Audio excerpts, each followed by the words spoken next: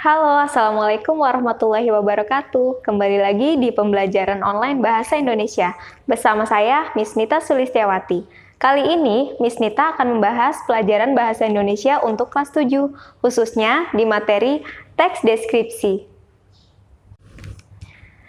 Jadi, sebelum masuk ke pembahasan materi, kalian perlu tahu dulu jenis-jenis paragraf di Bahasa Indonesia. Kira-kira apa saja sih jenis-jenis paragraf itu? Nah, Miss Nita biasanya memberikan singkatan di jenis paragraf itu menjadi kata depan. Apa saja itu? Jadi, yang pertama dari huruf D. D itu adalah deskripsi. Yang kedua adalah huruf E. E itu adalah eksposisi. Yang ketiga adalah huruf P. P itu persuasi. Dan yang keempat adalah huruf A, argumentasi. Dan yang kelima, yang terakhir adalah N, yaitu narasi. Jadi disingkatnya menjadi depan. Yuk kita mulai bahas materi yang pertama, yaitu deskripsi. Ada yang tahu teks deskripsi itu apa? Oke, sekarang Miss Nita langsung jelaskan ya. Jadi, teks deskripsi itu adalah kata serapan dari bahasa Inggris, yaitu description, yang artinya menggambarkan. Nah, deskripsi itu sendiri berarti teks yang menggambarkan suatu objek secara sejelas-jelasnya atau secara rinci. Kenapa secara rinci? Tujuannya adalah agar pembaca atau pendengar bisa membayangkan langsung objek yang sedang digambarkan oleh penulis. Jadi seperti merasakan langsung suasana yang sedang tergambarkan. Tanpa kita sadari, sebenarnya Allah itu sudah menggambarkan alam semesta melalui Quran Surah Luqman ayat 10, yang artinya Dia menciptakan langit tanpa tiang sebagaimana kamu melihatnya. Dan Dia meletakkan gunung-gunung di permukaan bumi, agar bumi tidak menggoyangkan kamu, dan memperkembangbiakan segala macam jenis makhluk bergerak yang bernyawa di bumi. Dan kami turunkan air hujan dari langit, lalu kami tumbuhkan kepadanya segala macam tumbuh-tumbuhan yang baik. Artinya, Allah telah menciptakan alam semesta dengan segala macam isinya. Contoh saja, Allah telah menciptakan planet yang tidak terhitung jumlahnya. Planet itu kan terapung di angkasa yang luas.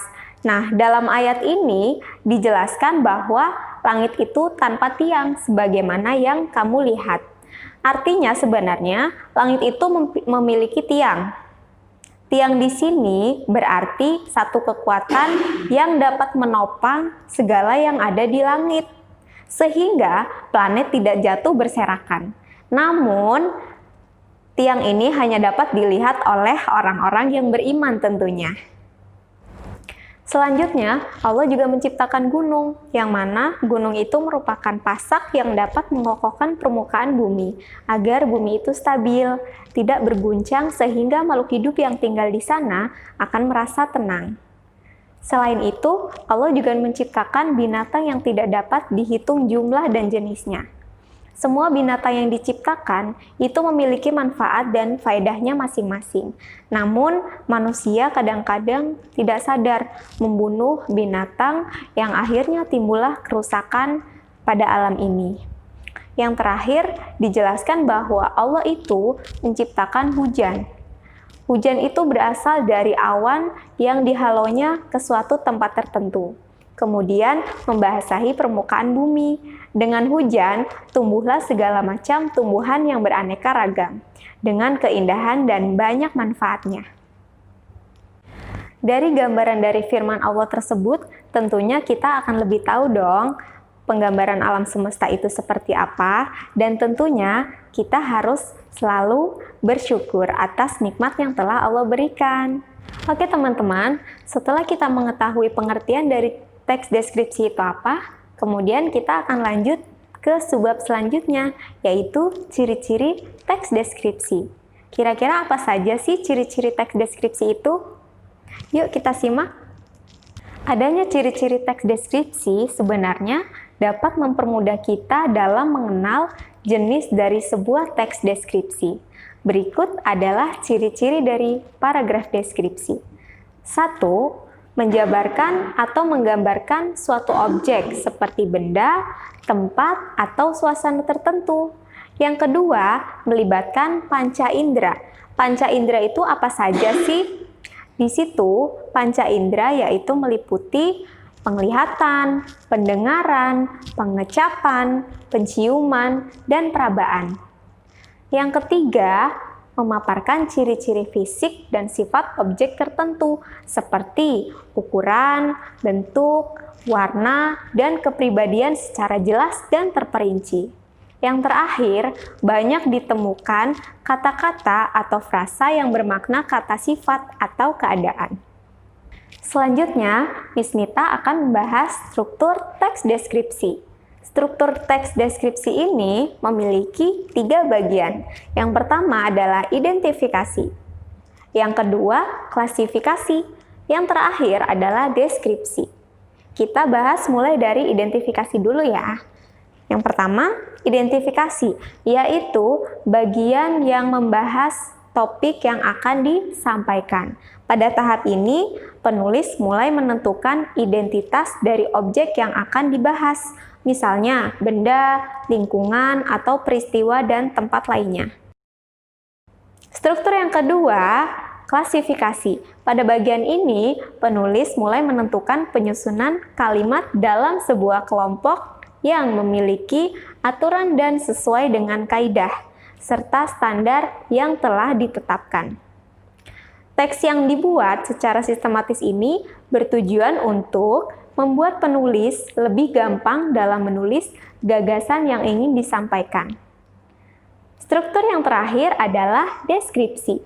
Di bagian ini, penulis mulai membuat gambaran-gambaran atau bagian-bagian yang akan dibahas dalam teks tersebut. Dengan membuat sebuah pemaparan ini, objek dalam topik tersebut bisa dituliskan secara mudah sehingga gampang dipahami oleh pembaca. Selanjutnya, Miss akan bahas unsur kebahasaan dari teks deskripsi. Teks deskripsi itu mempunyai unsur kebahasaan sendiri, yaitu yang pertama, kalimat perincian untuk mengkonkretkan. Yang kedua, kalimat yang menggunakan cerapan panca indera yang sudah dijelaskan sebelumnya.